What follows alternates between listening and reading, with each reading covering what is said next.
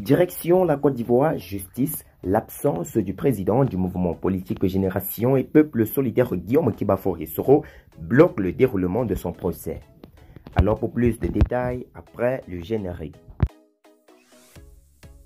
Avant de commencer, abonnez-vous à la chaîne et activez la cloche de notification car cela va vous permettre de ne plus manquer les prochaines vidéos. Let's go!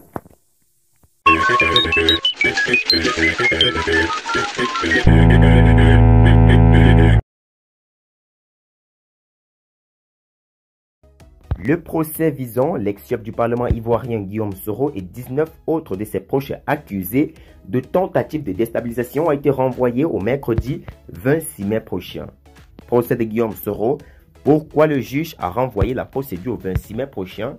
Guillaume Soro et ses proches, accusés par la justice ivoirienne de complot contre la sûreté de l'État, devront patienter encore une semaine pour voir l'ouverture effective du procès les concernant devant le tribunal correctionnel d'Abidjan.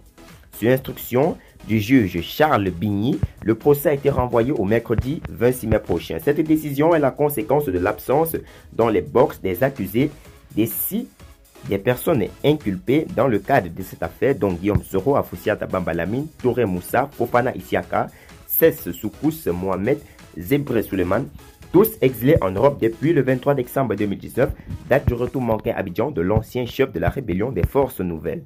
Le juge président a par ailleurs rejeté la demande de mise en liberté provisoire introduite par la défense en faveur des nommés Alain Lebognan, Rigobert et Simon Soro. Pour le procureur Richard Adou, rien ne garantit que ces personnes inculpées, une fois libérées, se présenteront aux prochaines audiences prévues dans le cadre de ce procès.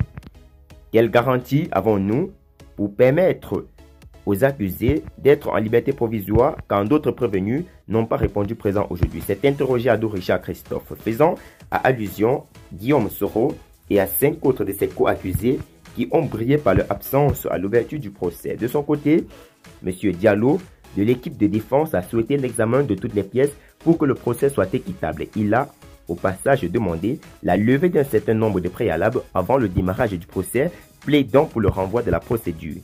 Il a ensuite, outre souhaité avoir en sa possession une copie de l'audio, pièce capitale du dossier, présenté par le procureur et qui incriminait le président de Génération et Peuple solidaire. Le collectif d'avocats en charge de la défense de Guillaume Soro, faut-il le rappeler, a indiqué qu'il ne se rendait pas complice de ce simulacre de